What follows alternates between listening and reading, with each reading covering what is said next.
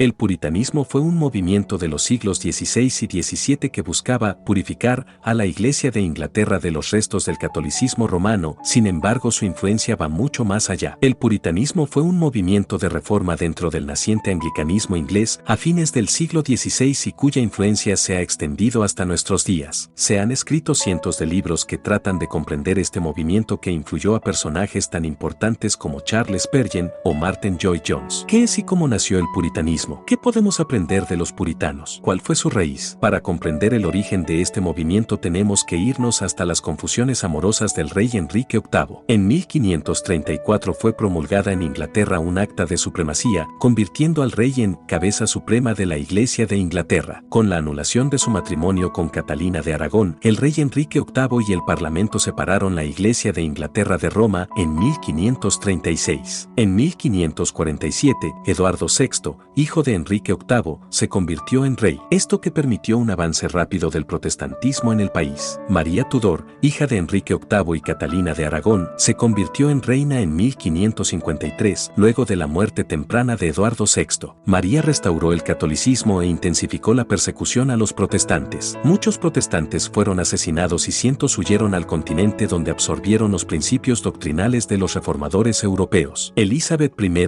otra hija de Enrique VIII, ascendió al trono en 1558, estableciendo el Acuerdo Isabelino, que trataba de mediar entre la influencia católica y el protestantismo. María Tudor, hija de Enrique VIII y Catalina de Aragón, se convirtió en reina en 1553, luego de la muerte temprana de Eduardo V. María restauró el catolicismo e intensificó la persecución a los protestantes. Muchos protestantes fueron asesinados y cientos huyeron al continente donde absorbieron los principios doctrinales de los reformadores europeos.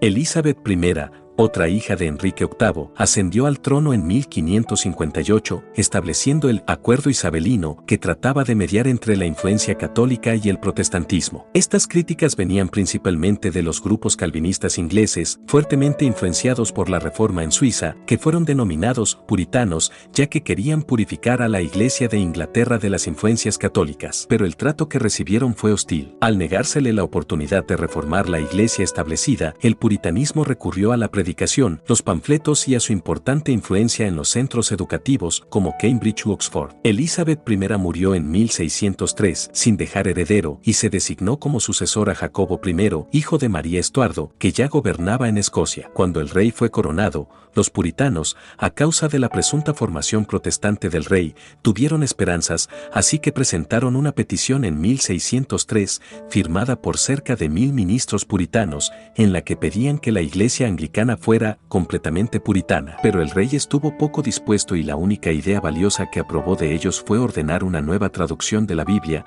que hoy conocemos como la versión King James. Carlos I Estuardo fue coronado rey en 1625. A través de la Iglesia, el rey buscó instituir prácticas ceremoniales consideradas católicas por los puritanos. Mientras tanto, el puritanismo seguía avanzando. En 1653 las fuerzas parlamentarias derrocaron al rey Carlos I y Oliver Cromwell, que era puritano, asumió el gobierno. Sin embargo, Carlos II subió al trono en 1660 y restauró la Iglesia de Inglaterra, iniciando una nueva era de persecuciones contra los puritanos. Como consecuencia del fracaso de un gobierno puritano, muchos de ellos dejaron el país buscando otros lugares con mayor libertad religiosa, como Suiza, Países Bajos, Sudáfrica y principalmente las colonias inglesas en América. Los puritanos hicieron un último intento fallido de asegurar su ideal durante la Revolución Gloriosa, pero la solución religiosa de Inglaterra fue definida en 1689 por la Ley de Tolerancia, que le permitió a los grupos disidentes,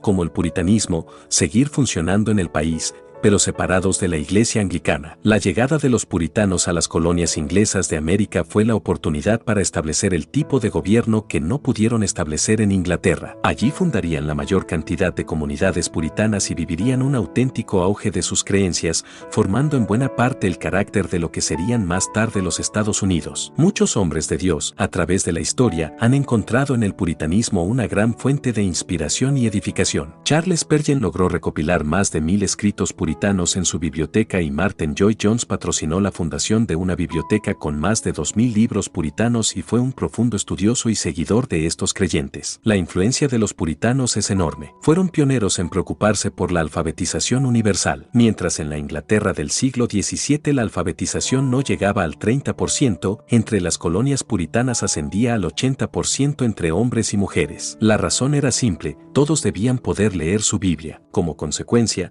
se promovió la educación universal y gratuita, y se fundaron muchos centros educativos y universidades, como Harvard y Yale. Así, el puritanismo generó entre sus miembros una comunidad altamente ilustrada para su época. Ejemplo de ello es que, a mediados del siglo XVII, 7 de los 10 miembros del núcleo de la Royal Society en Inglaterra eran puritanos. Importantes teólogos y escritores como Stephen Charnock, 1628 a 1680, Thomas Watson, 1620 a 1686, Richard Sibbes, 1577 a 1635, John Owen, 1616 a 1683, Thomas Godwin, 1600 a 1680, Richard Baxter, 1615 a 1691 y John Bunyan, 1628 a 1688, autor del Progreso del Peregrino, fueron puritanos. La gran producción teológica y doctrinal de estos teólogos y de muchos otros tuvo una invaluable influencia en la vida diaria de todos los creyentes. Los padres puritanos estaban profundamente comprometidos con enseñar las Escrituras a sus hijos y servir como pastores en sus hogares. De la misma manera, los puritanos consideraban que no había una división entre la vida sagrada y la secular. Todo su trabajo debía ser hecho para la gloria de Dios. El trabajo duro fue para los puritanos una parte central de la vida cristiana, y lo que llamamos la ética del trabajo protestante es un regalo transmitido por ellos. Los puritanos tenían una doctrina robusta de Dios,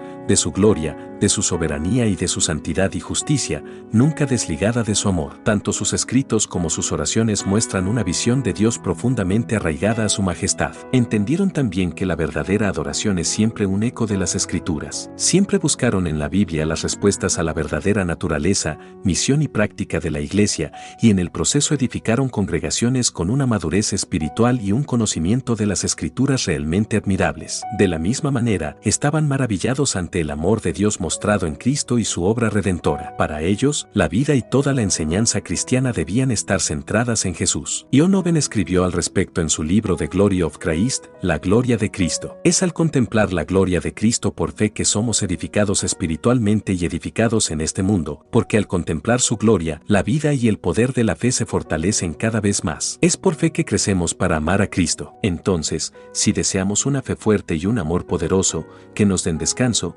paz y satisfacción, debemos buscarlos al contemplar diligentemente la gloria de Cristo por la fe. En esta tarea deseo vivir y morir. En la gloria de Cristo fijaré todos mis pensamientos y deseos, y cuanto más vea la gloria de Cristo, más se marchitarán ante mis ojos las bellezas pintadas de este mundo y seré cada vez más crucificado para él. Finalmente, el carácter distintivo y más evidente del puritanismo fue su búsqueda apasionada de una vida reformada completamente por la palabra de Dios. Estos rasgos del puritanismo nos hacen reflexionar sobre algunos problemas que sufrimos en nuestras iglesias hoy, como la excesiva predicación centrada en el hombre, la falta de centralidad de Cristo en la exposición de la palabra, la escasa confrontación sobre el pecado y, sobre todo, la forma en la que la iglesia de hoy ha perdido de vista quién realmente es Dios.